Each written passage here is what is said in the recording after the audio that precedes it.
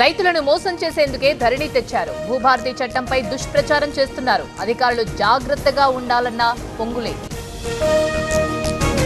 గత ప్రభుత్వం ధరణి పేరుతో దోపిడీ చేసింది. అందుకే భూభారతి తీసుకొచ్చామన్న సీతక్క. పేదలకు ఉపయోగపడే పథకాలు తెస్తున్నామన్న మంత్రి. కారుమూరిపై ఎమ్మెల్యే రాధాకృష్ణ ఆగ్రహం. ఇష్టం వచ్చినట్టు మాట్లాడితే ఊరుకునేది లేదు. తోక జాడిస్తే కట్ చేస్తానంటూ వార్నింగ్. పాతబస్తీలో బీజేపీ కార్యకర్తల ఆందోళన. బెంగాల్ సీఎంకు వ్యతిరేకంగా నిరసన. మమతా బెనర్జీ దిష్టిబొమ్మ దగ్ధం.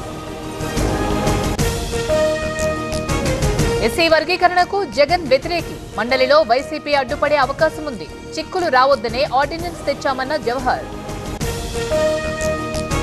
భూమన కరుణాకర్ రెడ్డిపై కేసు నమోదు. గోవుల మరణాలపై అసత్య ప్రచారం చేశారని ఫిర్యాదు. పోలీసులకు భానుప్రకాష్ రెడ్డి కంప్లైంట్. సార్, ఇదిగోండి నా రెసిగ్నేషన్. రెసిగ్నేషన్ ఎందుకు? నేనే జాబ్స్ ని క్రియేట్ చేసి బాస్ అవ్వాలనుకుంటున్నాను. ఎలా? బాస్ వాలా. Be the boss. టీటీడీ గోశాలను రాజకీయాల్లోకి లాగుతున్నారు. ప్రజల దృష్టి మరల్చేందుకే వైసీపీ డ్రామాలు. మంత్రి సత్యకుమార్ విమర్శలు. సెక్యులర్ వ్యవస్థను ప్రభుత్వం గౌరవిస్తుంది. టీటీడీ గోశాలపై భూమన విమర్శలు హాస్యాస్పదం.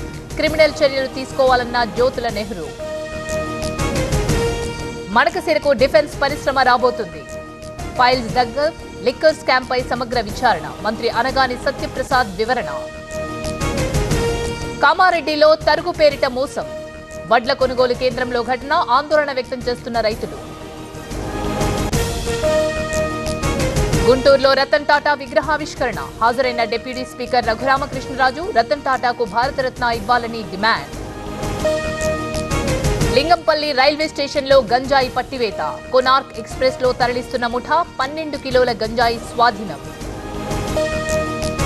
చెన్నూరులో పేరుకుపోయిన పారిశుద్ధ్యం. ఎక్కడికక్కడ పేరుకుపోయిన చెత్త చెదారం. దుర్వాసనతో ప్రజలు అవస్థలు. భగవద్గీత నాట్య శాస్త్రానికి యునెస్కో గౌరవం. భారతీయ సంస్కృతికి చారిత్రక గుర్తింపు. ప్రతి భారతీయుడు గౌరవించదగ్గ క్షణమన్న మోదీ. భువనేశ్వర్లో కుండపోత వర్షం. లోతట్టు ప్రాంతాలు జలమయం. విరిగిపడ్డ చెట్లు రాకపోకలకు అంతరాయం. హర్యానాలోని భివానీలో అగ్ని ప్రమాదం. బిల్డింగ్ సెల్లార్లో చెలరేగిన మంటలు. అదుపు చేస్తున్న ఫైర్ సిబ్బంది. దేశవ్యాప్తంగా పలు కోచింగ్ సెంటర్లపై కొరడా. సెంట్రల్ కన్స్యూమర్ ప్రొటెక్షన్ అథారిటీ నోటీసులు. తప్పుడు ప్రకటనలు ఇచ్చినందుకు జరిమానా. పంజాబ్లో ఎన్కౌంటర్. పోలీసులు గ్యాంగ్స్టర్లకు మధ్య కాల్పులు. గాయపడ్డ 2 నిందితులు. దేశవ్యాప్తంగా గుడ్ ఫ్రైడే వేడుకలు. ప్రార్థనలు చేస్తున్న క్రైస్తవులు. విశాఖ చర్చిలో ప్రత్యేక కార్యక్రమాలు.